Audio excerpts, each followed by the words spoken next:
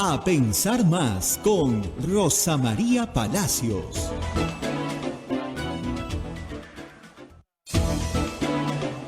Buenos días.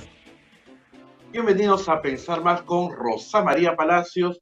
Hoy día 16 de mayo del año 2023. Estamos listos para compartir ya nuestro programa del día de hoy. Nos conectamos con Radio Santo Domingo en Chimbote, Radio San Martín en Arequipa, Radio Cepagua en Ucayali, Radio Quillabamba TV, La Convención, Radio Madre de Dios Puerto Maldonado, en Huánuco con Radio Huánuco, Radio La Voz de Ayacucho en Ayacucho, Radio Pública en Puno, Radio Moro en Ancash, Radio Cumbre en Huancayo, la Radio del Arzobispado de Huancayo y también Radio Milenio en Satipo, Radio Estación Solar en Abancay, Radio Oriente en Yurimagua, Radio Los Ángeles en Cajamarca, Radio San Valentín en Lampa, Radio Activa en Cerro de Pasco, Radio Continental en Guanta, Onda Digital TV, Fuego TV, Full TV, Quillabamba TV, los canales de televisión que se unen a esta transmisión en este momento, además de nuestras plataformas móviles, la página web de Radio Santa Rosa, el www.radiosantarosa.com.pe, el Facebook de Radio Santa Rosa, el Facebook de Radio Quillabamba y el canal de YouTube de Radio Santa Rosa, transmitiendo A Pensar Más con Rosa María Palacios. Muy bien, y Rosa María ya está lista para recordar y agradecer a nuestros anunciantes. Adelante, Rosa María.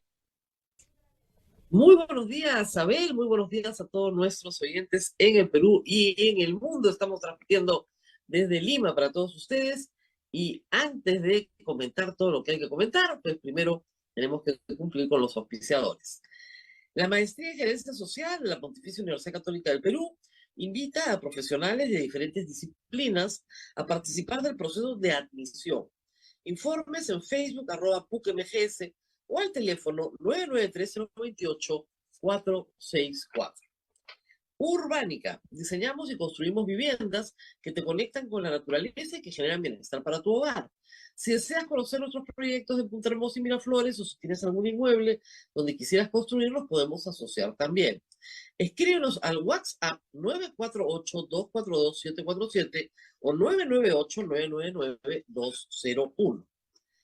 ¿Cansado de perder horas en la gestión de tus procesos contables, administrativos y financieros? Simplifica tus procesos y ahorra tiempo y dinero con ERP Contanet, el sistema 100% peruano que lleva a tu empresa al siguiente nivel. Visita www.contaperuglobal.com o llama al 914-749-050. Palestra Editores presenta su más reciente publicación, Justicia Climática, Vulnerabilidad y Protección, una contribución importante a la discusión sobre la justicia climática y su relación con los derechos humanos y la distribución de recursos. Sin duda, una lectura fundamental para aquellos interesados en la ética y la política del cambio climático, así como para aquellos que buscan soluciones justas y equitativas para abordar este problema global. Encuentra este título en palestraeditores.com y en las principales librerías del país desde el 15 de mayo. Palestra, 26 años dedicados a la educación. Y usted también nos puede ayudar, por supuesto. Como siempre, les recordamos que lo único que tienen que hacer es capturar el QR que aparece en la pantalla. Lo he probado yo varias veces. Sale así, en el YAPE sale Radio Santa Rosa. Y usted hace su donación chiquita, no tiene que arruinarse por ayudarnos, ¿no? 5 solcitos, no es demasiado. Y eso nos ayuda mucho, sobre todo si lo hace frecuentemente, nos ayuda más. Y también tenemos el PayPal para todos los peruanos, sobre todo en el extranjero, donde hay mucha gente que nos acompaña todos los días. Pues es muy sencillo, lo único que tenemos es una tarjeta de crédito, hay que seguir las instrucciones, que son súper seguras, y usted nos ayuda muchísimo, la verdad. La verdad que estamos muy agradecidos con todos los peruanos. Muchísimas gracias a todos los peruanos que desde el extranjero nos envían su donativo, nos hacen llegar, la gente de Perú, a través de las billeteras electrónicas, su donativo. Muchísimas gracias. Gracias por colaborar con Radio Santa. Muy bien. La noticia de ayer fue que la señora Dina Boluarte prácticamente ya pues decidió quedarse hasta el año 2016. y ella quiere viajar en este periodo de presidenta, pero ella tiene un gran problema. No puede viajar, no puede dejar el país acéfalo y necesita tener a alguien que la reemplace. No tiene vicepresidente y es allí el gran problema. Entonces parece que se le prendió a alguno de sus asesores el foquito y dijo, hay que presentar un proyecto de ley para que la señora presidenta Dina Boluarte, que parece un proyecto con nombre propio, ¿no?, pueda dirigir el despacho presidencial desde donde esté, remotamente. Si es que viaja al extranjero, la señora Boluarte puede dirigir desde donde se encuentre, a través de un aplicativo móvil, el despacho presidencial. Esto ha causado muchas opiniones, algunos a favor, otros en contra. Lo que me llamó la atención fue la reacción de un congresista que pertenecía al partido de la señora Boluarte, el señor Jaime Quito, que ha dicho, esto es un chiste. Ahí lo dejamos. Vamos a ver qué es lo que dice el Congreso. Yo me imagino que el Congreso va a aceptar gustoso, porque entre el Congreso y el Ejecutivo no se niegan absolutamente nada. Los dos están de plácemes, yo te doy, tú me das, y nos quedamos todos hasta el 2020. Donde ha habido un poco de malestar y fastidio es nuevamente por las mentiras del señor Petro, las mentiras del señor Manuel López Obrador. La noticia viene de fuera. Ayer nuevamente el presidente de México, el señor Manuel López Obrador, volvió a dedicarle minutos, muchos minutos, para hablar de la señora Boluarte.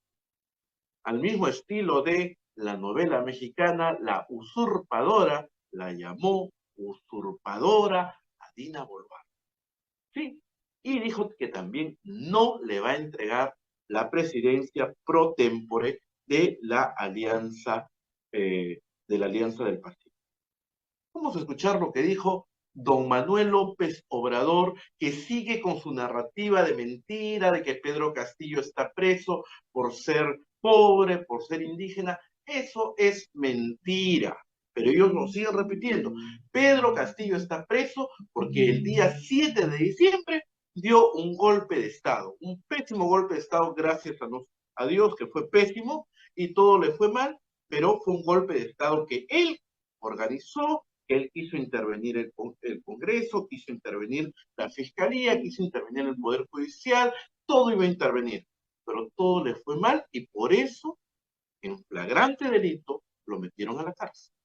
Y ese es el kit, ¿no? Pero escuche usted las mentiras y la narrativa del señor Manuel López Obrador el día de ayer. Adelante, por favor.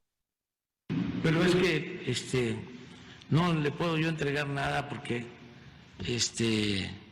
ella no es legal y legítimamente para nosotros presidenta del Perú. No, esa fue la opinión también del presidente. Son 4 países. Es Chile, es Colombia, México y Perú. Y la opinión de el presidente de Colombia, pues, es parecida a la mía. Y el presidente de Chile, pues, tampoco está interesado en que se le entregue al Perú lo de la presidencia de este grupo que se llama Alianza del Pacífico. Nosotros también no tenemos ningún problema, lo que pasa es que a ellos no. Pues se la podemos entregar a Chile o a Colombia y que ellos vean qué hacen. ¿Qué le pasa a este señor? ¿Qué le pasa al señor Manuel López Obrador? Diciendo mentiras, mentiras, mentiras, y las repite constantemente. Cada conferencia de prensa le dedica a la señora Boluarte. No sé si tenemos lo que sigue, donde dice que es una usurpadora. Esta señora, con todo respeto, usurpadora, expulsó a nuestro embajador del Perú. ¿Por qué lo expulsaron? Porque el presidente Pedro Castillo habló aquí pidiendo que se le diera asilo, porque ya iban a detenerlo. No le dio tiempo de llegar a la embajada, porque ya lo tenían pues rodeado, sus propios guardias lo detuvieron. Por eso aquí ya no hay Estado Mayor Presidencial, nada más la ayudantía, porque esos del Estado Mayor Presidencial, ahí nanita. Y ya que la señora me mencionó, pues ahí le recordaría de que le deje la presidencia al que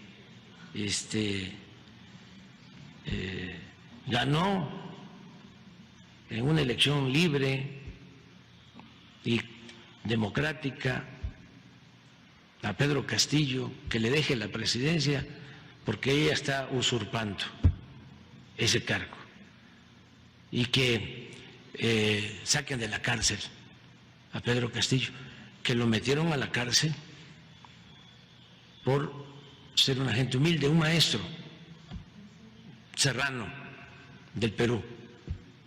Y lamentablemente en ese país, como en otros, impera el racismo y el clasismo. Entonces tienen injustamente encarcelado al presidente, nada más por su origen popular. Bien, no es así como dice el señor López Obrador, y todos los peruanos lo sabemos. El señor Castillo está preso porque dio un golpe de Estado el 7 de diciembre y lo metieron preso porque estaba en flagrante delito. ¿Ah? No porque es serrano, ni porque es humilde, ni porque es profesor. Esas son las mentiras que va repitiendo el señor Manuel López Obrador todo el mundo, y lo repite el presidente de Colombia, Gustavo Petro. Por eso ayer la canciller de la República, la señora Ana Gervasti, salió al frente con un pronunciamiento, me parece correcto, porque no podemos permitir tampoco estas declaraciones desafortunadas del señor Manuel López Obrador. Escuchemos lo que dijo la canciller de la República, Ana Gervasti. El Ministerio de Relaciones Exteriores del Perú expresa su más categórico rechazo a las recientes y reiteradas declaraciones injerencistas, irresponsables e ideologizadas de los señores Petro de Colombia y López de México, quienes insisten en desconocer el golpe de Estado perpetrado por el expresidente Pedro Castillo el 7 de diciembre de 2022 y la sucesión legítima y constitucional de la señora Presidenta de la República, Dina Boluarte Segarra, que ha sido reconocida ampliamente por la comunidad internacional. Esta posición evidencia una vez más su actitud contraria a los principios y valores que rigen la convivencia democrática en la región, plasmados en la Carta de la Organización de los Estados Americanos y en la Carta Democrática Interamericana, en particular en lo relativo a la defensa de la democracia, que constituye una obligación que compromete a todos nuestros estados. Muestra también un evidente interés de tergiversar la realidad, con el aparente fin de ocultar los problemas internos de gobernabilidad que ambos enfrentan en sus respectivos países. Las referencias particulares del señor Petro sobre la fiscal de la Nación del Perú, además de faltar a la verdad, son una clara demostración de su no reconocimiento a la independencia y autonomía constitucional que tienen las fiscalías en el marco de un sistema democrático. Adicionalmente, la posición asumida por el señor López de no entregar la presidencia de la Alianza del Pacífico al Perú es una manifestación del nivel de negligencia con el que orienta sus acciones en el ámbito exterior, que afecta al proceso de integración más exitoso de los últimos tiempos y, peor aún, a las necesidades de su población. Los argumentos aludidos hoy por el señor López para no entregar la presidencia de la Alianza del Pacífico que le corresponde a nuestro país muestran insensatez y una visión sesgada que no se condicen con el reconocimiento del mandato constitucional de la señora Presidenta de la República, ratificado por la comunidad internacional en su conjunto. El señor López ha decidido obstaculizar y detener las labores de la Alianza del Pacífico, en lugar de permitir que los Estados miembros que desean permanecer en ella avancen conjuntamente con los países candidatos a integrarla y los Estados asociados y observadores en el fortalecimiento del bloque. Muy bien. Es importante las relaciones internacionales para cualquier país. Y el señor Manuel López Obrador, como dijo la canciller, está obstaculizando el buen funcionamiento de la Alianza del Pacífico. Y es importante que nosotros nos mantengamos en este marco de buenas relaciones. Justamente hoy día vamos a escuchar la entrevista que Rosa María le hizo al doctor Diego García Sayán, porque hay muchas personas que hablan de salirse de la Corte Interamericana de Derechos Humanos. El doctor Diego García Sayán fue presidente de la Corte Interamericana de Derechos Humanos y de verdad que nos dio una clase magistral de lo que significa pertenecer a la Corte Internacional de Derechos Humanos. ¿Podemos escucharla, por favor? Muchas gracias, doctor García Sayán, por estar con nosotros esta mañana. Vamos a hablar de la Corte, pero quería empezar justamente con una afirmación de Alejandro Toledo anoche que puede hacer entender al público lo peligroso que es utilizar políticamente a la Corte. ¿Qué le dice a su interlocutor, al entrevistador? Mire, en el Perú las autoridades dicen que la Corte Interamericana es una defecio. Y lo que le quiere decir es, ¿cómo me van a mandar a mí a un país tan salvaje jurídicamente que pueden decir algo así? No me pueden mandar a ese país. Un país que sus autoridades máximas, sus ministros, llaman a defecio, como lo hace Ortega o Maduro o Chávez en realidad, que se retiraron de la jurisdicción de la Corte o la desconocen. Ahí me quieren mandar a mí, para que vean ustedes la barbaridad que es decir que es una defecio. Muy bien, doctor, ¿por qué genera tanta animadversión la Corte Interamericana de Derechos Humanos en la región? Yo dudaría en principio de tu pregunta primero, ¿no? Yo creo que genera animadversión en gente, bueno, que tiene derecho a opinar de manera determinada, pero básicamente en gente que tiene rabo de paja, en autoridades o ex autoridades de estados que han cometido violaciones de derechos humanos, que han logrado sujetar y someter a su justicia a nivel interno y que no les gusta que haya una instancia internacional, y eso tampoco gusta en Europa, donde hay una corte europea que funciona desde hace mucho más tiempo, que puede de alguna manera revisar decisiones arbitrarias, autoritarias que se han tomado a nivel interno. Sin duda, a Fujimori no le gustó que la Corte Interamericana dijera que la destitución de 3 miembros del Tribunal Constitucional violaba los derechos humanos y tenía que ser repuesto. No le gustó y por eso quiso retirar a la Corte. A Daniel Ortega tampoco le ha gustado que el sistema interamericano le diga, señor, que usted está abusando de su poder, está privando a empresarios de sus derechos, está asesinando dirigentes sindicales, y se retiró. No solamente se retiró de la OEA, y Hugo Chávez hizo lo propio hace 10 años, de manera que hay, si se quiere, una especie de patrón. Los que se han retirado o han anunciado con hacerlo o han dicho cosas terribles son los que han hecho cosas muy malas o tienen la conciencia sucia, qué sé yo. Entonces, yo creo que esa pregunta por eso tiene que matizarse, porque para grandes sectores sociales de la región, el sistema interamericano es la esperanza después de agotados los procedimientos internos. Eso es un asunto que siempre hay que recordar. El sistema interamericano no sustituye, no reemplaza. Y lo que es también parte de la jurisprudencia de nuestro tribunal, de la Corte Suprema de México, de la Corte Suprema y Constitucional de Colombia, es que la jurisprudencia de la Corte Interamericana, al margen de a qué país se refirió, es vinculante para todos los países. Por ejemplo, un asunto que hoy día atañe a toda la ciudadanía, que no estamos hablando de luchadores de derechos humanos ni dirigentes sindicales, la doble instancia. La doble instancia que está establecida claramente en las normas para procesos judiciales, pero no necesariamente para procesos administrativos. Desde hace ya algunos años, la Corte ha establecido que esa dualidad de instancias se aplica a todo. Y son muy pocos países los que después de esa decisión no han adecuado su legislación para que haya la dualidad de instancias. De manera que un ejemplo es cómo eso sirve a la ciudadanía en su conjunto. No tiene que ver con dirigentes políticos, no tiene que ver con sectores sociales, la gente que hoy reclama todavía, porque el retiro del sistema interamericano no es retroactivo, que reclama por sus derechos en Nicaragua. Muchos de ellos son empresarios, ¿no?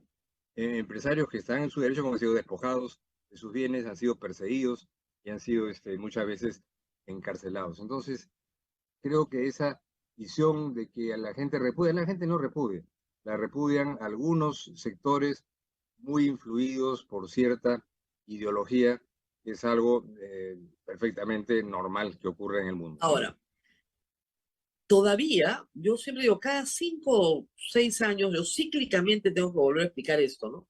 Lo venimos explicando desde los 80s. O sea, los derechos humanos, que son para todos y que son fundamentales, no pueden ser menoscabados por un Estado autoritario. Y para eso, internamente, tenemos el habeas corpus, el amparo, la acción de inconstitucionalidad, una serie de mecanismos que nos permiten defendernos. Pero cuando no encontramos justicia internamente, entra el sistema. Entonces, empecemos por el principio, por cosas que se han dicho antes. No nos vamos a someter a una corte extranjera.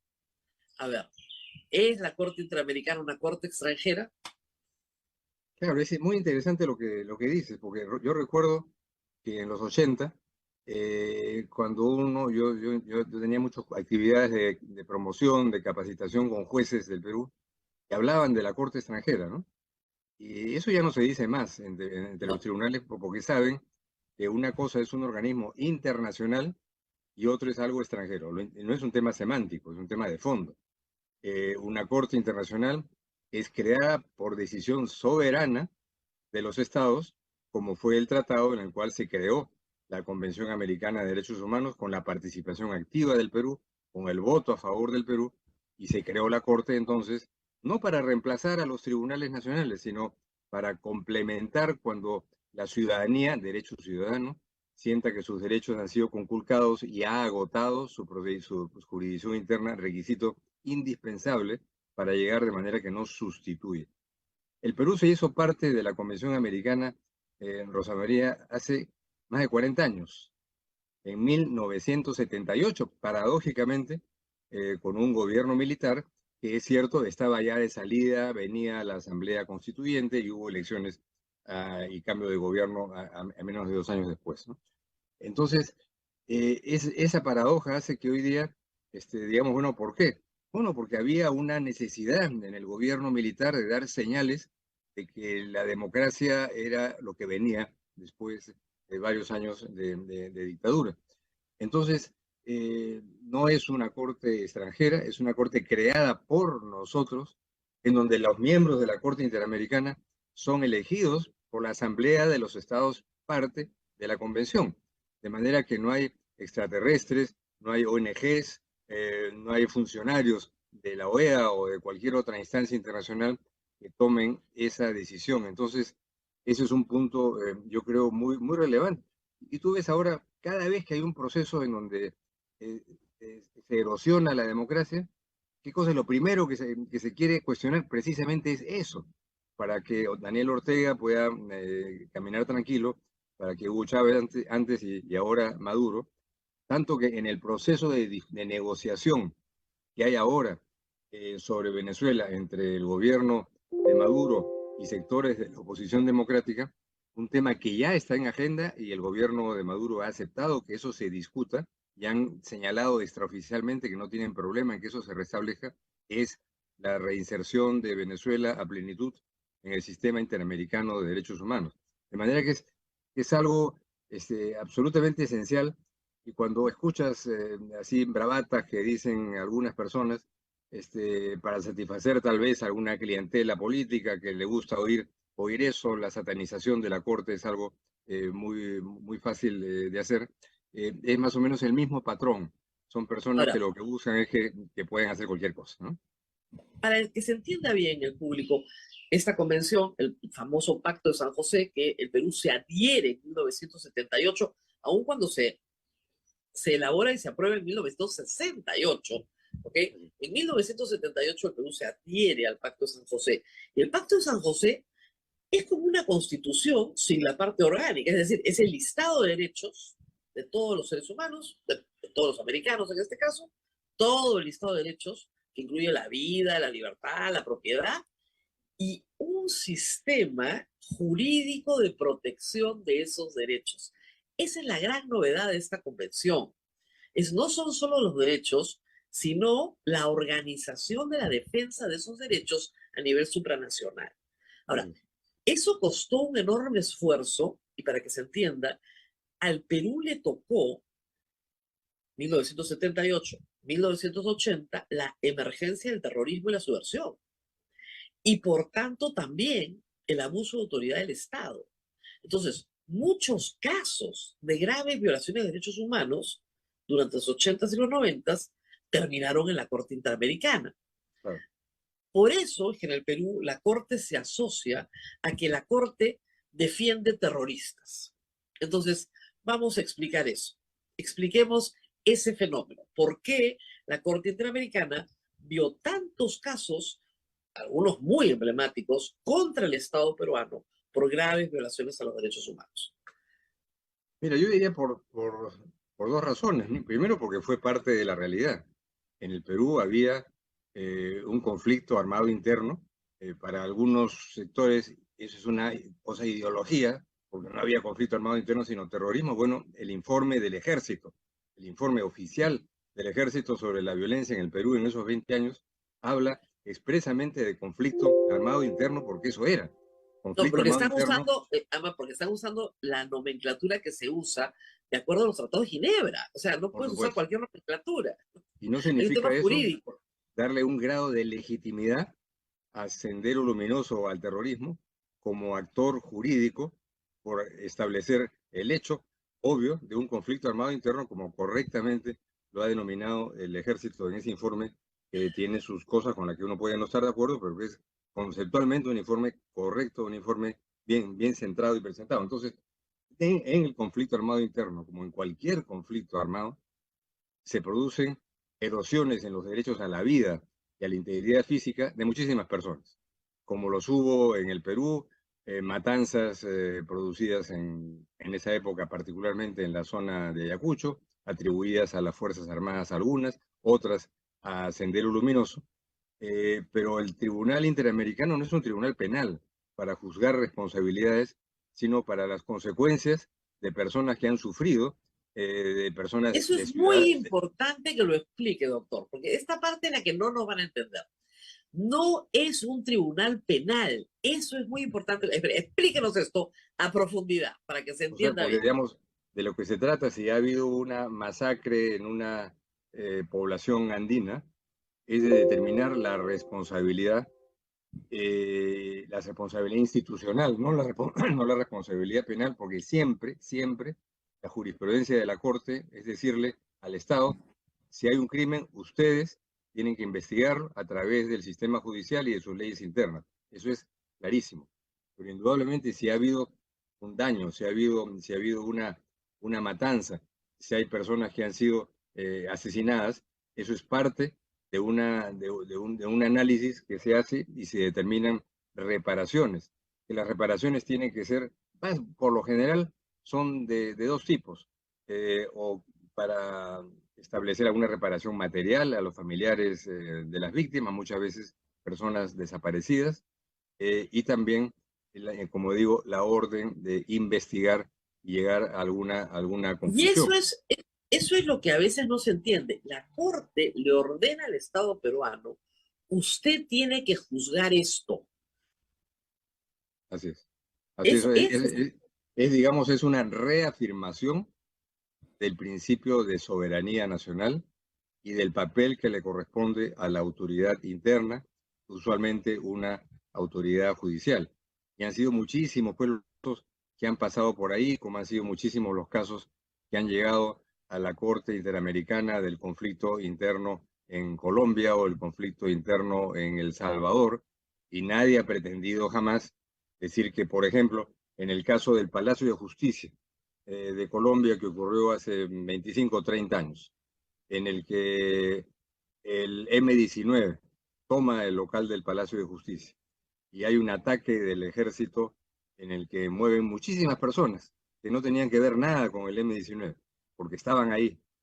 No es que llegaron, fueron víctimas del fuego, simplemente fueron extraídas, todo eso está documentado, y es parte ya incluso de la explicación oficial de los hechos en Colombia, fueron llevados a una casa que llaman la Casa del Florero, que está a 50 metros del Palacio de Justicia de ese entonces, y algunos de ellos desaparecieron para siempre. Y ahí ha habido una responsabilidad internacional establecida por la Corte que el Estado colombiano ha asumido correctamente y continúa el proceso de investigación sobre qué pasó con esas personas que no eran combatientes del M-19. Entonces, primero que hay un factor de complementación con la justicia interna y siempre decirle, bueno, si ustedes investigan bien, es asunto de ustedes.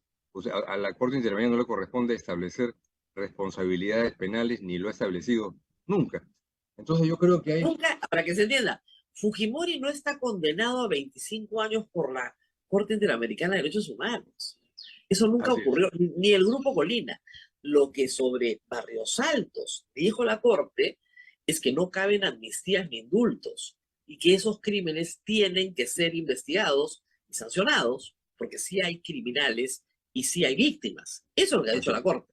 Así es, y quien hizo la investigación y quien dictó la sentencia fue el Estado peruano, y eso ocurre así en multitud de otros casos. En México hoy día hay un montón de casos relevantes, y esas discusiones solo se ponen sintomáticamente, como le decía hace un rato Rosa María, solo se ponen sobre el tapete cuando hay, como dicen, es un dicho salvadoreño, cuando hay mano peluda. Es decir, cuando detrás hay un propósito autoritario que es más o menos evidente, como es el de Ortega o Chávez Maduro, o cuando hay mentalidades de ese orden que sienten que si hay una discusión sobre ciertos temas que tienen que ver con derechos humanos, no es que haya un problema sobre el cual hay que hablar y tratarlo, sino que debe ser una mano peluda desde fuera que nos viene a revolver el gallinero en donde está todo tranquilo y todo está perfecto, ¿no? No, es que mire, para ser autoritario, mercantilista y conservador, se puede ser de derecha o de izquierda.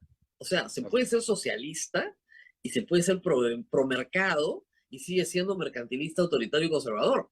Exactamente igual. Y normalmente los mercantilistas, autoritarios y conservadores, como yo digo, el clan Mac, son los que están en contra de una corte supranacional, porque al autoritario, Chávez, Ortega, conservadores y además también mercantilistas, porque todos tienen negocios e intereses particulares, no les interesa una supervisión supranacional de absolutamente nada. Ahora, vamos al tema de la pena de muerte que siempre viene. El Pacto de San José, no la Corte, el Pacto de San José, establece un principio abolicionista, es decir, ahí donde ya se derogó, donde ya no hay pena de muerte, pues no la habrá al momento de entrar en vigencia el tratado. En el Perú se abolió la pena de muerte en la Constitución de 1978, el tratado entra en vigencia en el Perú en 1980, cuando regresamos a la democracia, se ratifica, y en nuestra realidad penal, la pena de muerte solo se mantiene para delito de traición a la patria en caso de guerra exterior, cosa que no ha habido hasta el Perú. Hasta el momento del Perú, felizmente no tenemos una guerra exterior. Entonces, no hay en la práctica pena de muerte. La modificación que se agrega en la Constitución del 93, que dice y terrorismo, jamás ha sido legislada, porque en realidad no puede ser legislada. Pero hay los que dicen, si nos salimos del pacto, podemos restituir la pena de muerte para los violadores de niños recién nacidos, estos malditos desgraciados, por culpa de la Corte Interamericana, no pueden ser fusilados como merecen. Y esta ha sido una posición muy demagógica, pero muy popular, Alan García, y lo acaba de decir el ministro de Educación. Entonces, Y Antauro Humala lo Y repite cada Antauro rato. Humala, porque reitero, ser conservador, autoritario y mercantilista es algo que no importa si estás a la derecha o a la izquierda, da lo mismo. Eso une a Alan García con Antauro Humala y con el ministro Becerra, da igual, o con López Aliaga. O sea, en eso, como decía Chávez, todos son caimanes del mismo pozo. Porque es popular, porque suena bien, porque matar al maldito a una sociedad le suena muy bien. A ver, expliquemos. ¿Se puede o no se puede? ¿Y Mira, por qué, dos cosas. y por qué la Corte es la que se mete en esto? ¿O no se mete? Yo creo que no se mete, pero en fin. Simplemente un comentario previo. Es decir, hay 1000 estudios de penalistas, de criminólogos, que establecen que los países en los que se aplica la pena de muerte, primero, no tienen un efecto Disuasivo. disuasivo, y en segundo lugar, hay la reiteración de márgenes de error terribles que han sido revelados crecientemente en Estados Unidos de personas inocentes que fueron ejecutadas. Basta que uno, por error, haya sido ejecutado, y no es uno, son centenares y miles solo en Estados Unidos. Eso es un elemento previo, sustantivo, de por qué la pena de muerte es algo que tiene sentido que una norma de derechos humanos la excluya, está excluida en Europa desde hace décadas, ¿no? Eso es un componente de la Convención Americana de Derechos Humanos y está traducido en la legislación interna de todos los países latinoamericanos, creo que con excepción de Cuba, ¿no? Que está fuera del sistema interamericano. Si es que un país quiere restablecer la pena de muerte con esa especie de hoyo negro de que no se sabe si van a haber inocentes fusilados o en la silla eléctrica, si es que hay electricidad, tiene que denunciar la Convención Americana de Derechos Humanos. Tiene que retirarse del Tratado Interamericano de Derechos Humanos, no solo del artículo que proscribe la pena de muerte, punto 1. Punto 2, ese retiro no surte efectos inmediatos. Surte efecto 2 años después de notificada oficialmente la pretensión de retiro. Tercero, todas las normas de esa convención, mientras el Estado mantiene vigencia, es decir, desde que se anuncia el retiro 2 años después, siguen vigentes para los hechos producidos dentro del lapso en el que la convención estuvo vigente. Con lo cual, acaba siendo, María, una pateada del tablero que te enfrentas a la comunidad internacional para establecer una pena que está cuestionada por razones sustantivas, no solo éticas. Hasta el momento, ¿quién ha logrado retirarse formalmente de la convención? Creo que Trinidad y Tobago, ¿verdad? Y Nicaragua tiene en curso su proceso, que son 2 años. Presentó su denuncia en noviembre del año 2021, de manera que en noviembre de este año Nicaragua ha completado su proceso de retiro de la Convención Americana de Derechos Humanos. No lo hizo nunca Venezuela, hay que decir. Venezuela nunca, o sea, Venezuela se declaró en rebeldía. Venezuela se fue de la Convención Americana de Derechos Humanos, pero no perdón, se fue de la Corte y de la Comisión, pero no de la cosa que no se, hay que decirlo, que no se puede hacer, porque formalmente tienes que denunciar todo el tratado, porque es un cuerpo completo. El tratado tiene, como les he explicado, la lista de derechos y el sistema de juzgamiento, las dos cosas juntas. Entonces tienes que denunciar el tratado completo. Entonces, no hay denuncia parcial. Uno de los piezas a nivel global de lo que se ve con envidia desde otras regiones del mundo. Yo he terminado una función en Naciones Unidas hace poco, de manera que fuera del sistema interamericano. Se ve con envidia en el Asia, se ve con envidia en el África. Tienen una corte africana, pero con una experiencia todavía mucho más embrionaria. Se ve con envidia que haya tribunales de ese tipo en Europa y en América Latina. Y en Europa se ve con particular simpatía y entusiasmo la forma en la que eso funciona en el sistema interamericano. ¿Por qué? Porque si hay una violación al debido proceso por la falta del derecho, vuelvo al tema de la segunda instancia administrativa, por la falta de una instancia de apelación en México, y se dicta una sentencia para México diciendo tiene que haber dualidad de instancia, ese concepto se aplica vinculatoriamente en todos los demás países.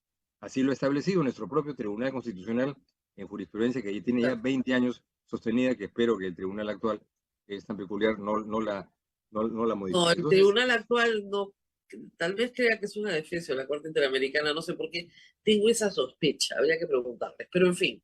No, estamos hablando, Rosa María, de asuntos hoy día medulares en un Estado democrático en el mundo contemporáneo, en donde una instancia internacional para revisión, para complementar, es algo normal en la dinámica. El Perú acaba de ser materia de examen en el Parlamento Europeo el día martes. Sí, Hubo un discurso estupendo de lo que sería el muy ministro bueno. de Relaciones Exteriores de la Unión Europea.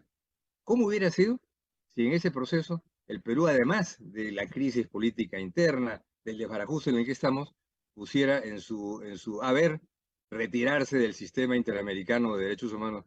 Bueno, pues ya tendríamos ahí que haber perdido no solamente créditos, programas de cooperación para la reforestación en la Amazonía y otros, sino ya estaríamos en el mismo plano en donde está el Nicaragua. gobierno de Nicaragua y el gobierno de Venezuela. Ese es el mundo contemporáneo de hoy.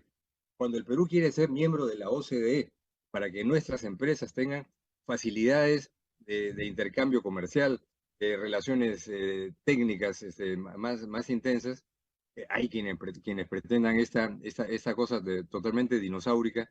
Es un tema muy de fondo que no puede ser dejado a Ahora, un comentario curioso que hizo alguien, sino algo que afecta la política central de un gobierno hay que decir que democrático en América el primer Latina. ministro que ha litigado en la Corte, que salió muy rápidamente a decir que es una opinión personal, el ministro Tello de Justicia también exactamente lo mismo, nosotros no tenemos nada que ver con esto, por favor, pero tuvo sus aplausos políticos el ministro de Educación cuando dijo lo que dijo y a lo que iba. Toledo lo ha usado ayer para decir, miren a dónde me están mandando. Así es.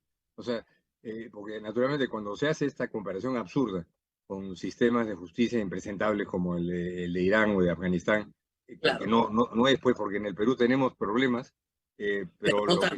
lo que sí es verdad es que hay un sistema judicial que es independiente, que no está digitado por el gobierno, la Corte Suprema no interviene, el Congreso ni el gobierno en su designación. Eso es algo muy importante y es verdad, ¿no?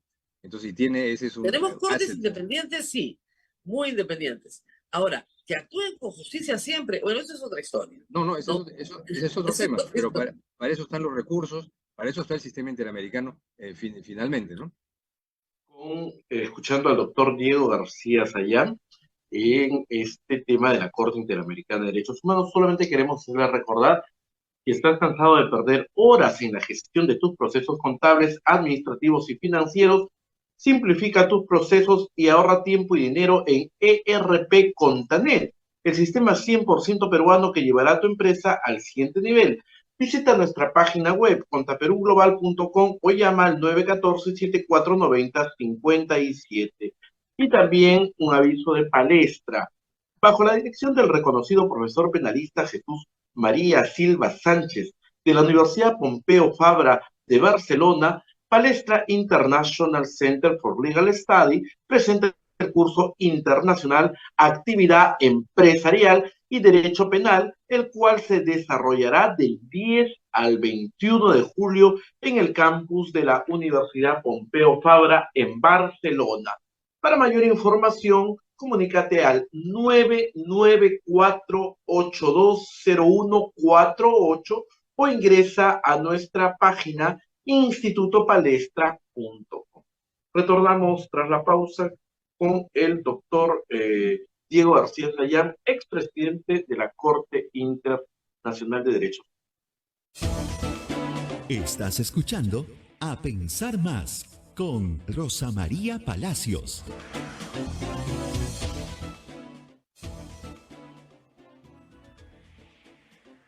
Bien, vamos a continuar escuchando al doctor Diego García Sayán, que está explicándonos la importancia de pertenecer a la Corte Interamericana de Derechos Humanos. Adelante. Eso se interrumpió la comunicación porque están volando unos aviones bajísimos. ¿Y qué pasa? Hay un festival aeronáutico este domingo, muy bonito. Lo están ensayando. Entonces, claro, nos dejan más o menos sordos a todos.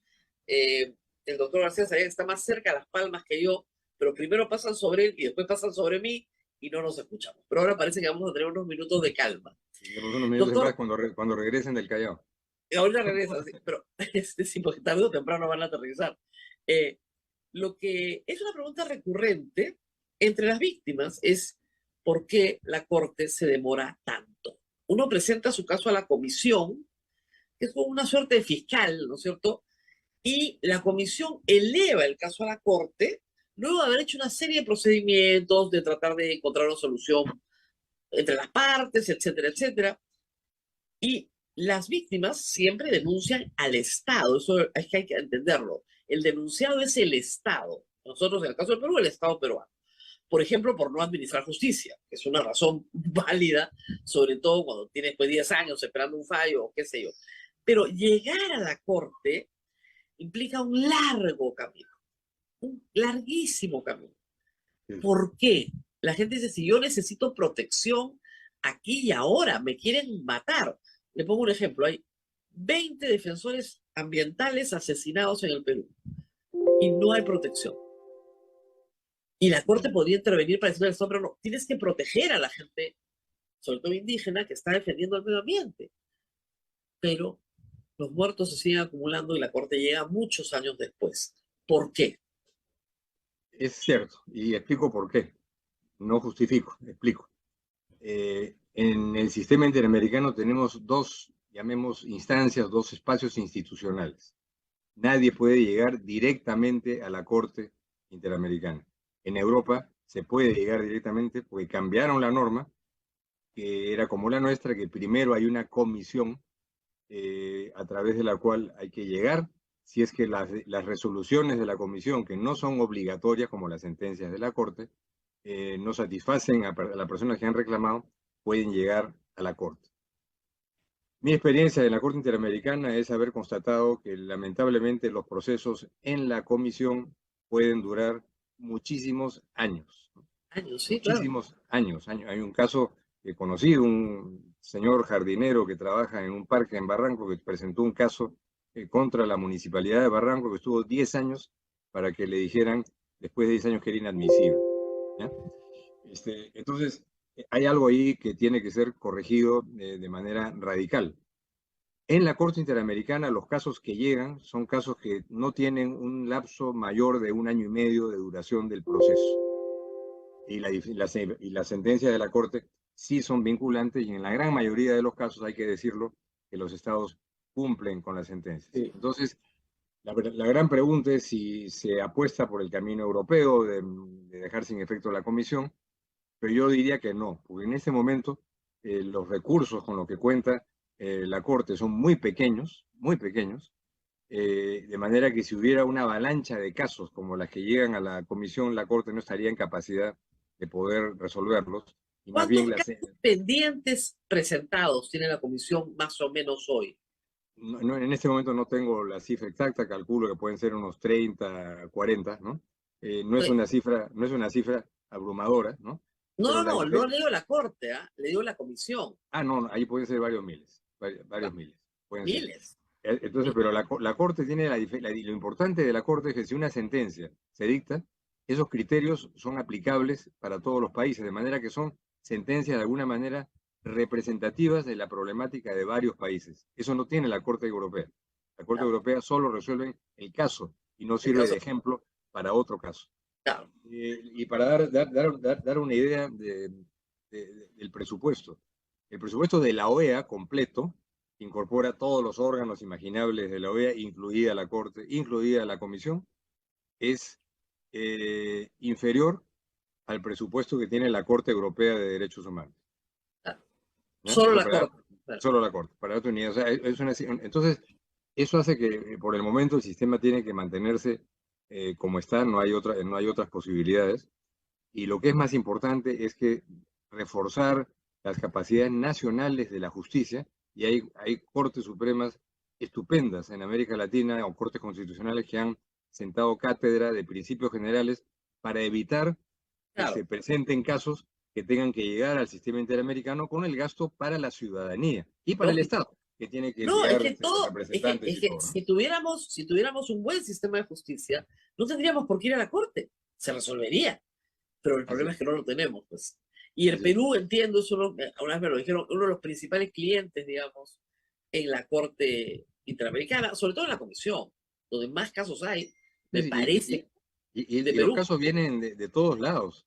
Sí, La comisión resuelve a cuestiones de fondo, pero también dicta lo que se llama medidas cautelares, es decir, una especie de acción de amparo o habeas corpus cuando haya una claro, amenaza inminente. Bueno, una de las personas que presentó una solicitud de medida cautelar fue el actual fiscal de la Nación. Y claro, hace 2 meses, esta comisión interamericana terrorista dictó una medida provisional en favor de la fiscal. claro, La fiscal máxima autoridad del Ministerio Público. De manera que las situaciones son así y de manera que todas las personas, sin distinción ideológica o de posición política, tienen derecho, y está muy bien si sentía que su vida estaba en peligro, presentar la solicitud de medida cautelar. No he leído el texto de la resolución de la claro. comisión, pero Pero le han tendrá dado la... tendrá sus razones y la autoridad del Estado tendrá que haberle dado mayor protección si es que ella sostenía que había un riesgo para su vida y su integridad física. De manera que es para ciertas cosas como esas, que esta especie, la medida cautelar, que es una suerte de acción de garantía, la Claro, comisión funciona de manera más más que rápida, se ¿no? evita. Ahora, la otra cosa que no se entiende, doctor, es que el denunciado es el Estado. Y acá viene un tema que es clásico, ¿no? Por ejemplo, retardo en la administración de justicia. El denunciado es el Estado. Entonces, responde el procurador del Ministerio de Justicia, encargado de responder por el Estado, dice, ah, ese es un problema del Poder Judicial, no es un problema del Ejecutivo. Ese es un problema complicado porque el Estado tiene muchas caras. Así es. Entonces, el, el que asume la defensa del Estado ante la Corte es el procurador del Ministerio de Justicia, encargado de la justicia supranacional. Pero ese procurador no necesariamente representa el interés del Poder Judicial o del Poder Legislativo o de la municipalidad, ¿no es cierto? O del gobernador. ¿Cómo manejar eso? Sí, ahí lo importante es, y no siempre funciona, una adecuada coordinación. Claro, Pues naturalmente con el respeto de la independencia del Poder Judicial y de las funciones del Ministerio Público, tienen también obligaciones jurídicas nacionales e internacionales de respetar el debido proceso, de resolver dentro de un plazo razonable. Y el Estado tiene que explicar eso, ¿no? Entonces, se dan situaciones curiosas. Por ejemplo, el famoso, un caso en México, en Ciudad Juárez, mataron a 3 mujeres que eran representativas de muchos otros casos de feminicidio que venían ocurriendo por delincuentes y bandas de organización criminal en esa zona fronteriza con los Estados Unidos, ¿no? Pero lo que se comprobó en el proceso era que cuando se presentaban los familiares a la policía le decía, no, tu hija se debe haber ido con su enamorado, a etcétera, Estados Unidos. etcétera.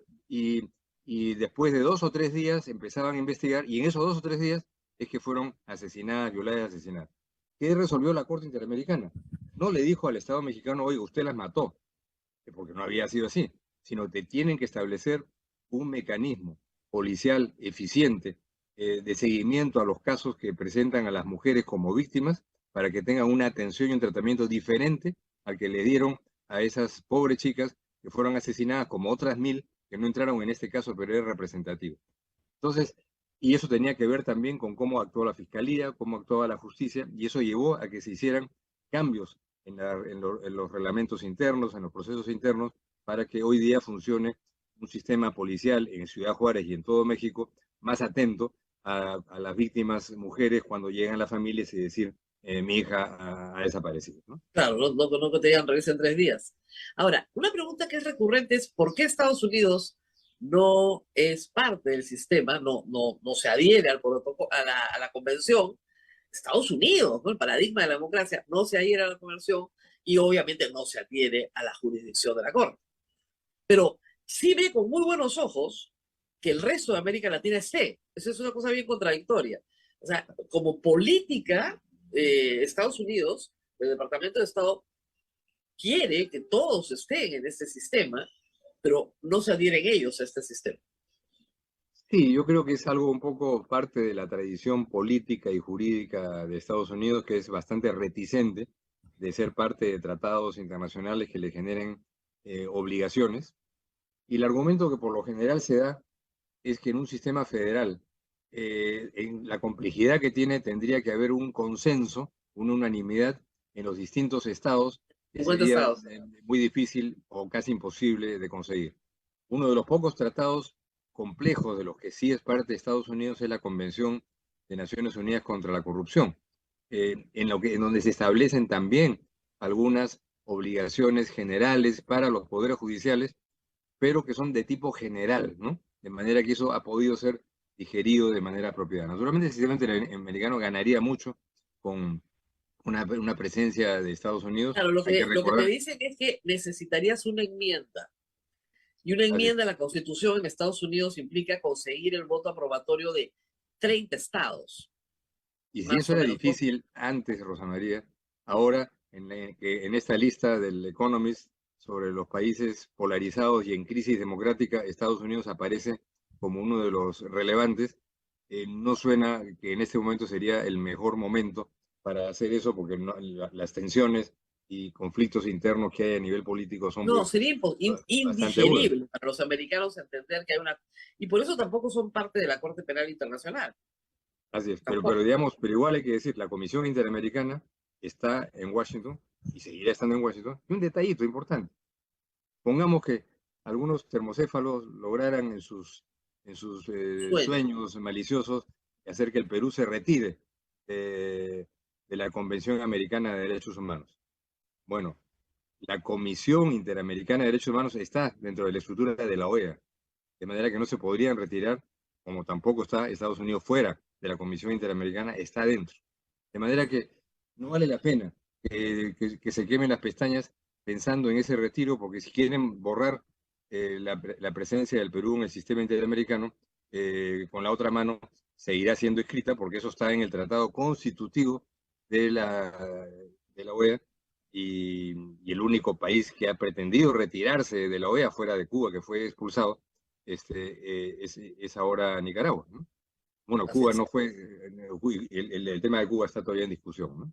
Ahora tenemos, y hay que decirlo, un caso emergente. Ya el doctor está retirado, o sea que le puedo preguntar, ya no es parte de la Corte, así que le puedo preguntar. Esto se va a ver en muchos años. Caso de Dina Boluarte. El Estado peruano asegura que jamás dio orden de disparar, que la policía no tenía armas, y sin embargo aparecen 18 fallecidos en Juliaca, 12 fallecidos en Ayacucho. Los reportajes son clarísimos, disparan a matar, personal de las Fuerzas Armadas, personal de la Policía Nacional. Las familias han señalado que, como no van a encontrar justicia, que presumen todos, porque la Fiscalía hasta el momento no acelera las investigaciones, en algunos casos ni las empieza, sobre todo en los casos de Puno. Ayacucho avanzó más, o centraliza los casos en una nueva jurisdicción en Lima. Lo que quieren es ir inmediatamente a la comisión para finalmente llegar a la Corte. Se van a demorar años en hacerlo. Pero es un caso viable, es un caso que tiene, usted diría, viabilidad ante la Corte Interamericana. Mira, lo que está claro es que en las circunstancias actuales, el tema que está en la agenda internacional, es que se hagan las investigaciones y que se hagan bien, ¿no? Yo no creo que nadie en los espacios internacionales esté adelantándose a insinuar responsabilidades penales de alguna autoridad política en particular, sino a insistir, investigues. ¿Qué es lo que ha dicho el gobierno de Estados Unidos? ¿Qué es lo que ha dicho con mucho énfasis que lamentablemente la prensa no ha reproducido? El alto representante de la política exterior de la Unión Europea hace 2 días en el Parlamento Sí, lo Europeo. que pasa es que, doctor, en el Investiguen. camino nos agarró la extradición de Toledo, pues usted no dio tiempo Claro, para tratar eso. claro, pero ahí está el mensaje de Borrell, es el mensaje que representa la Unión Europea. Estas investigaciones tienen que hacerse pronto y tienen que hacerse bien. Pero Yo todos, incluso creo que, Naciones Unidas parte de la constatación que ha habido abuso de la fuerza, pero eso es lo que dicen, acá ha habido abuso de la fuerza. Y eso es claro, determinante. pero la conclusión de una instancia internacional no puede ser atribuir responsabilidad penal a nadie en No particular. han atribuido responsabilidad penal a Claro, nadie. por eso no, no, Pero el como hecho es me abuso de la preguntaba fuerza. sobre Dina Boluarte, yo creo que esto es un tema que la respuesta del sistema internacional en una situación así tiene que ser investiguen bien dentro de un plazo razonable. Entonces, allí, si es que eso no se hace, por ese solo hecho, ya se estaría generando una responsabilidad internacional para el Estado, al margen de las eventuales responsabilidades penales que a la larga siempre se acaban determinando. Entonces, creo que es un momento muy importante para que haya una introspección dentro de los aparatos centrales del Estado y saber que esto tiene que hacerse a pronto, tiene que hacerse bien, en profundidad, porque hay 1000 ojos mirando, porque muchos dicen hay crisis política en Perú, pero la Unión Europea dice hay crisis política, pero hay esto concreto que tiene que investigarse bien, no lo dicen con esas palabras, no se está investigando bien, pero si lo tienen que decir 4 meses después de los hechos es que hay algún tema pendiente. Entonces, creo yo que ahí hay que esperar y confiar en que las instituciones hagan su papel. Hay fiscales que hacen su trabajo, otros que menos. La ciudadanía lo que quiere es justicia, el país lo que quisiera es justicia, no venganza, y determinar las responsabilidades que pudiera haber si es que ha habido, como pareciera, un uso excesivo de la fuerza en situaciones que podrían haber sido disuadidas de otra manera. Hay un tema ya general de política de seguridad interna, Claro. es un asunto que no vamos a discutir ahora, ni me corresponde opinar de cómo actuar frente a este tipo de situaciones, si es que el personal militar está preparado, entrenado para disuadir situaciones de orden público, o si, como ocurre normalmente, los elementos militares están instruidos para la guerra, para el combate al enemigo, y el combate al enemigo se le destruye, no se le disuade, ¿no? Entonces, son temas importantes. Nos tenemos que ir en un minuto, pero no puedo dejar de preguntarle, hoy probablemente se inicia el trámite ya de extradición física de Alejandro Toledo, entregándose él a las autoridades en San Francisco y luego siendo transportado al Perú. Usted fue ministro de Estado con él y me imagino que tendrá la misma sensación de decepción, ¿no? Terrible decepción, porque francamente nunca me imaginé que algo así, yo no estaba ya en el gobierno, yo dejé el gobierno en el 2002, no estaba en el gobierno cuando ocurrieron estos hechos, pero el equipo que trabajó con Toledo era un equipo de gente muy correcta, y nunca percibí un momento, una coyuntura, un instante en donde una llamada telefónica misteriosa hiciera que se alejara. Nunca sospeché que algo así pudiera estar ocurriendo. Creo yo que es una cosa triste para los peruanos, para quienes tuvimos en ese momento el privilegio de trabajar en un momento difícil para el Perú. Y yo creo que lo que quisiéramos todos es que se haga justicia, que se haga bien, que se recupere la capacidad de ejercer justicia en este caso, y en donde sabemos que no son ciertas pues estas comparaciones con sistemas judiciales colapsados en otros países, ni que tampoco la detención eventual sea algo que afecte su vida, porque las condiciones en las que están los otros expresidentes son condiciones de tratamiento correcto, civilizado, con acceso a servicios médicos y demás, y lo que espera el país es que se haga justicia, que se haga justicia pronta, con verdad, con derecho a la defensa, y que no sea pues un caso también que se eternice como ocurre muchas veces en el Perú. Y coincido mucho contigo en las expresiones iniciales, en donde no es comparable el caso de Kuczynski con el caso de Alejandro Toledo, por el perfil de los supuestos delitos cometidos y por la función que se desempeñaba dentro del Estado. Muy bien, muchísimas gracias. No sé si tenemos alguna pregunta más. Abel, si estamos contra el tiempo. Sí, ya estamos con la hora, Rosa María. Estamos con la hora. Espero que haya satisfecho a todos mis trolls que siempre preguntan sobre estos temas. Muchas gracias, doctor. Gracias por estar con nosotros esta mañana. Gracias. Un gusto tener este diálogo contigo, Rosa María, y ojalá que esto contribuya a hacer de este tema un tema de... Muy bien, palabras del doctor Diego García Sayán, expresidente de la Corte Interamericana de Derechos Humanos. Una noticia que también tenemos que destacar es que ayer la Interpol detuvo en Madrid a Fernando Calmet, exgerente general de las empresas JJ Contratistas Generales, por el caso de la carretera Interoceánica Sur, Él tiene 24 meses de prisión preventiva. Hay que recordar que el fiscal José Domingo Pérez ha pedido 20 años de cárcel, 20 años, 6 meses de cárcel para él. Así que ya está detenido Fernando Calmet. Y en otras noticias también hay que decir que Marco Antonio Palomino, procurador general, renunció el día de ayer a su cargo porque la semana anterior el Cuarto Poder sacó un informe donde decían que había favorecido a 3 familiares, a su cuñado Roland Yazahuanca y a unos amigos de su hermana Norma, les había dado trabajo en la Procuraduría.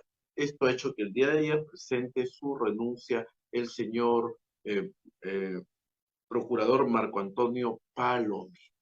Muy bien, lo que vamos a escuchar ahora es la entrevista que le hace Rosa María Palacios a la periodista española Evaba Almeida. Es una entrevista muy interesante sobre la libertad de expresión, justamente en el marco de estos días en que se está trabajando en nuestra patria una ley, que los periodistas la conocemos como la ley Mordaza. Vamos adelante con Evaba Almeida, una periodista española que incluso ha estado en la guerra de en la guerra de Rusia y Ucrania. Adelante, por favor. Evaba Almeida, nos cuesta un poco el nombre, ella acaba de llegar del aeropuerto, así que estamos sumamente agradecidos, nos acabamos de enterar de esto. Muchas gracias por estar con nosotros esta mañana para hablar un poco de coberturas de prensa en situaciones difíciles. Ella viene para hablar de eso a un grupo de periodistas peruanos, coberturas en guerra, ella ha estado en la guerra con Ucrania, coberturas de migraciones irregulares, sobre todo en Canarias, donde ella ha hecho una serie de informes que han sido premiados internacionalmente por su cercanía a las personas que están tratando de entrar al continente europeo. Muchas gracias por estar con nosotros. Empezamos, digamos, por el principio. ¿Cómo termina cubriendo hechos de guerra o hechos difíciles, dándole visibilidad, además hay que decir, a las mujeres en cobertura compleja? ¿Cómo inicia, cómo comienza este trabajo? Buenos días y ante todo muchísimas gracias, Rosa, gracias a todo el equipo, gracias también a los compañeros de IPIS que me han invitado a formar parte de este Congreso Internacional de Periodismo. Acabo de aterrizar en Lima y la verdad que estoy muy feliz, es la primera vez que piso América Latina, nunca había cruzado el charco, he viajado mucho por África, Asia, pero nunca había cruzado el charco, así que estoy muy contenta de estar aquí, porque además creo que va a ser muy interesante el poder compartir experiencias como periodistas y ver cómo podemos trabajar, porque vivimos ante un reto extremadamente difícil, que es que estamos viviendo en tiempos de crisis globales, también crisis locales, y en lo que los hechos migratorios son un fenómeno global, imparable, y por ejemplo en el caso de España, que es un país frontera sur de Europa, no se pueden poner las puertas al mar, ¿no? Cada día llegan personas cruzando desde el norte de África, arriesgando su vida, y en la ruta, por ejemplo, atlántica, una de las más mortíferas del mundo, una de las más peligrosas. También tenemos todos los movimientos migratorios que se producen desde el norte de África, especialmente de Libia, un país que es un infierno para las personas migrantes, y que intentan y se ven empujados a cruzar hacia Italia o Malta, ¿no? Entonces, bueno, yo la verdad que llegué, aterricé en el tema migratorio porque por necesidad primero de la redacción. Mi primera cobertura como periodista fue a las Islas Canarias. Es verdad que soy de origen saharaui, hablo el idioma, para mí fue fácil, entre comillas, conectar con esta gente que estaban llegando a las islas y que además las Islas Canarias son islas de tránsito, son lugares de tránsito. La gente no quiere quedarse allí, pero por temas alegando excusas con el tema de la pandemia, las autoridades intentaron cercar estos flujos migratorios y entonces hubo una gran crisis literalmente en Canarias, ¿no? Entonces fue muy interesante porque al hablar el idioma, al comprender también, porque yo también he sido mujer migrante, sí que creo que me da esta posibilidad de acercarme un poquito más.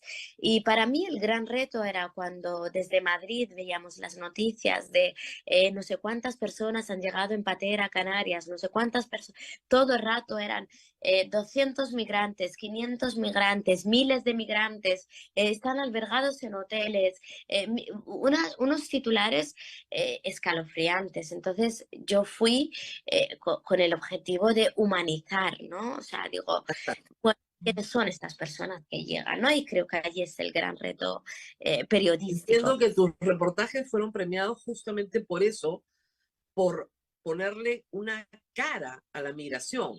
La madre que no tiene noticias de su hijo, los padres que no saben si van a llegar o no, familias rotas, partidas a un lado y al otro.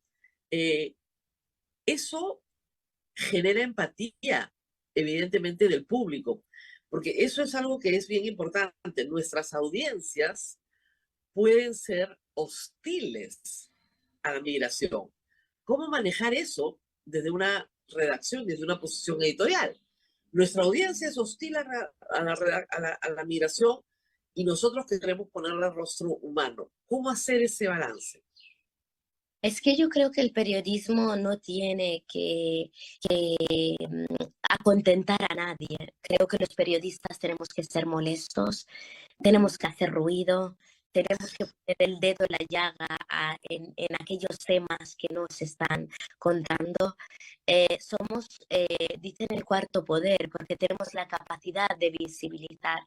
Y luego muchas veces creo que también en España nos pasa que infantilizamos a la audiencia. La audiencia, si sabe, si se le explica, la audiencia va a entender el dolor, por ejemplo, de Fátima, una mujer que lleva 10 años sin conocer el paradero de su hijo. Yo estoy segura que una madre que ahora mismo nos está escuchando y que ha visto a su hijo emigrar y que no ha vuelto a saber nada, no sabe si está vivo o muerto, y lee una de estas crónicas, puede llegar a empatizar con el dolor de esta madre. Yo creo que nosotros estamos ahí, el periodismo está ahí para ser molesto y para contar la realidad y para poner contexto lo que pasa, que cuando son situaciones tan complejas en las que a mí me da la sensación, Rosa, que en España, por ejemplo, el tema migratorio ha pasado a formar parte de los discursos políticos, ¿no? Se ha politizado. La derecha piensa de una forma, la izquierda piensa de otra forma. Se ha politizado tanto que se ha crispado, que se ha polarizado. Un tema de emergencia, un tema natural. Aquí en América Latina, tú lo explicabas bien, habéis sido receptores de migrantes durante tantísimos años y ahora es cuando estáis viviendo estos movimientos de población de un lugar a otro. Y esos movimientos se producen porque hay un porqué. Y en el periodismo, que tenemos que responder a las 5 W, el porqué es fundamental porque nos ayuda a contextualizar. Yo creo, no sé tú qué piensas aquí, porque yo no tengo los conocimientos de los flujos migratorios de aquí, pero por lo menos en España el tratamiento mediático se centra mucho en la frontera. Han llegado, pero no nos paramos en pensar el porqué. Y el porqué da muchísimo contexto. El porqué soluciona muchas dudas. El porqué es parte y nos sirve, si realmente respondemos a esta pregunta, para que nuestra audiencia y lectores entiendan por qué se están produciendo estos flujos migratorios. Porque No se acá. Claro, ¿no? Igual que ustedes, siempre hay que decirle al público, mire, nadie se tira al mar, ¿no es cierto?, en una barca que se puede hundir en cualquier momento, si es que no está en una situación de desesperación. Yo les decía hace pocos días, entre Chile y Perú tenemos un desierto. Nadie cruza un desierto cargando un niño sin agua si no está desesperado. Entiendan ustedes la situación de desesperación, porque, como tú dices, hay un porqué detrás. No tengo trabajo, no tengo comida, no tengo que comer. En este lugar me van a matar, me van a encarcelar, tengo que huir, voy a morir, voy a perder mi libertad, no tengo que comer. Mi familia no tiene ningún futuro, todos vamos a estar muertos si no nos movemos. Entonces, estamos hablando de un tema humanitario que a veces es muy difícil de explicar. Y el otro tema es la guerra. Y en la guerra, como siempre nos han explicado, la primera baja es la verdad, ¿no es cierto? Entonces, el periodismo, que es crítico, que está buscando la verdad, tiene muchas veces la desgracia de ser instrumentalizado, porque para los ejércitos la comunicación es un arma. Entonces, y la guerra es el arte del engaño. Entonces, terminamos siendo instrumentalizados dentro de una guerra como un arma frente al enemigo. ¿Cómo manejas esta dificultad para encontrar la verdad en un contexto de guerra como el de Ucrania, además? Mira, Rosa, yo te reconozco que soy joven, o sea, acabo de cumplir 30 años y a mí la primera vez que me mandaron a Ucrania, que fue un año, lo pasé realmente mal, porque yo digo, no sé cubrir una guerra, no sé qué responsabilidad hay sobre mí para poder entender el conflicto, entender todas sus dimensiones y explicarlo, porque además lo que tú bien acabas de explicar, en una guerra el periodista no solo tiene que contar las historias, sino también tiene que saber qué es propaganda y qué es verdad, dónde está la noticia. Además, todo eso se suma a riesgo personal al que nos sometemos, ¿no? Entonces, yo me refugié mucho y me alegro mucho porque creo que en un contexto como, por ejemplo, la guerra actual entre Ucrania y Rusia, que no sabemos que sus dimensiones son enormes. Los intereses que hay de geoestrategia son abismales. Hay muchas cosas a las que no podemos llegar, ¿no? O sea, como redactores sobre el terreno, porque además tú estás reporteando sobre el terreno. Entonces, a ti lo que te llega por agencia te lo comentan tus compañeros de la central, pero tú estás a lo que estás. Entonces, ¿sabes cómo yo conseguí o intenté contar la guerra? A través de las historias.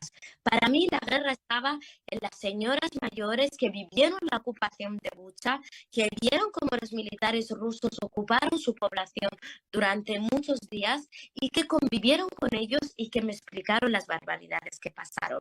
Pero también la guerra es el joven que ve que Ucrania impone el servicio militar obligatorio a todos los hombres y que hay hombres que no quieren ir a este servicio militar. Yo creo que la guerra, yo intenté centrarme en las historias, porque las historias nos pueden dar un contexto de la realidad increíble, o sea, nos pueden situar más que cualquier otra fuente, sobre todo estando en el terreno. Y además, estas historias nos ayudan a hacer llegar lo que queremos contar a la audiencia. Y allí vuelve otra vez la empatía, ¿no?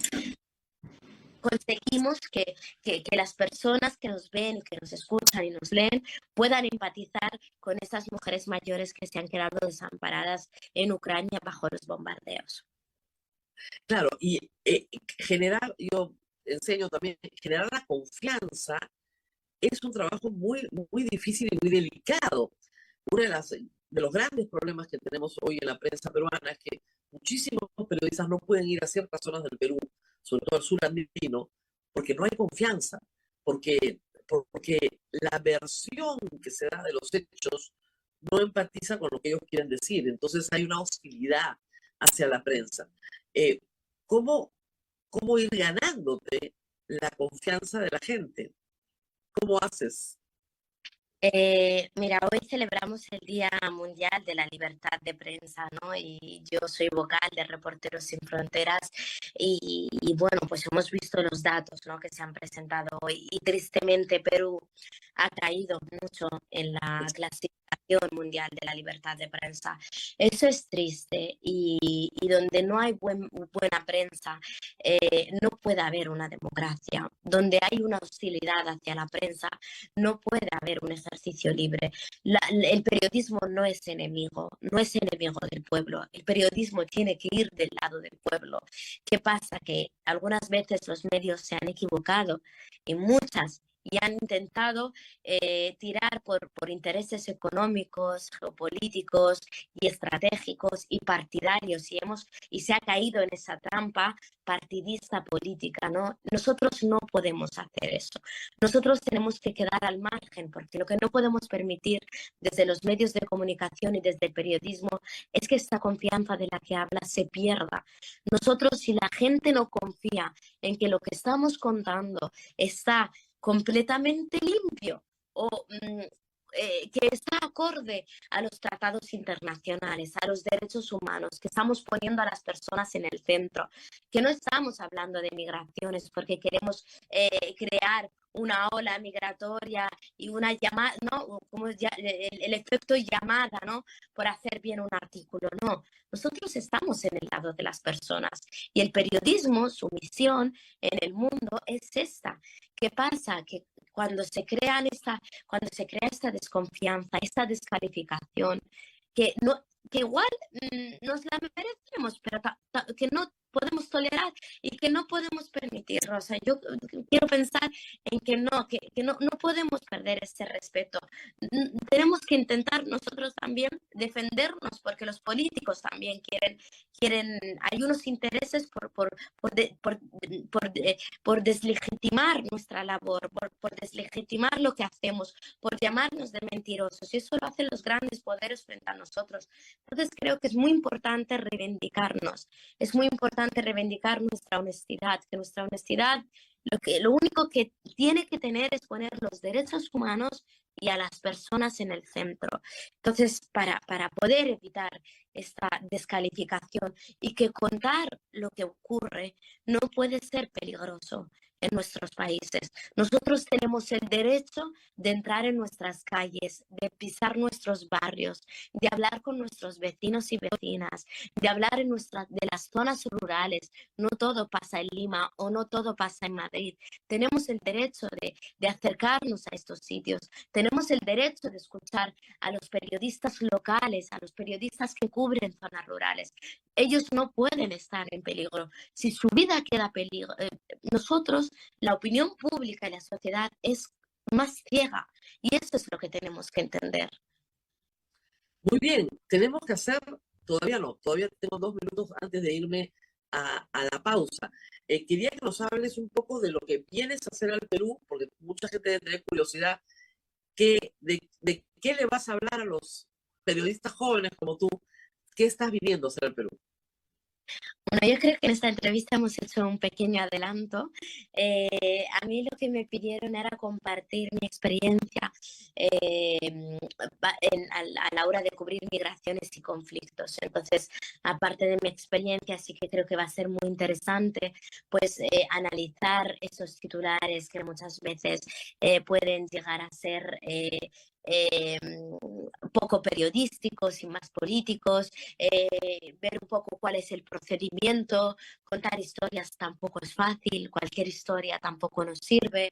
Bueno, pues intentaré compartir con los periodistas peruanos a los que tengo muchísimas ganas de conocer y en un rato ya iré al Congreso para escuchar también a las demás ponencias. Pues intentaremos compartir esto, ¿no? Hacer un taller que sea interactivo, que ellos también me puedan preguntar y bueno, pues para intentar hablar y reflexionar sobre todo eso. ¿Cómo hacer con los estigmas? Nosotros tenemos población estigmatizada, ¿no? Lamentablemente la ignorancia se llena, ¿no es cierto?, con lugares comunes. Los venezolanos son así, ¿no? Y lamentablemente pasa también en la migración europea, el que llega es imputado de delincuente, ¿no? De persona que hace daño a la sociedad. O que al dejar la puerta abierta, claro, hay algunos que no son, pero traen el delito, traen la prostitución, traen la pobreza. Hay todo este tema de la aparofobia, ¿no? No queremos que los pobres del mundo vengan acá. Ya tenemos los nuestros y eso es más que suficiente, ¿no? Allí está. Es el tema es la pobreza. Muy bien, palabras de la periodista Evaba Almeida, quien estuvo el Día de la Libertad Internacional de Prensa en nuestra patria, hablando a los periodistas. Interesante saber su testimonio. Muy bien, hasta acá llegamos el día de hoy. Nosotros nos vamos porque mañana volvemos con más entrevistas que nos ha dejado Rosa María Palacios. Preguntan cuándo retorna en vivo. Ella está el día lunes, el próximo lunes. Ya está con nosotros, en este momento se encuentra en la ciudad eterna, en Roma. Muy bien, cuídense bastante, nos reencontramos mañana a las 8 de la mañana. Nos vemos, chao. Hasta aquí, A Pensar Más con Rosa María Palacios.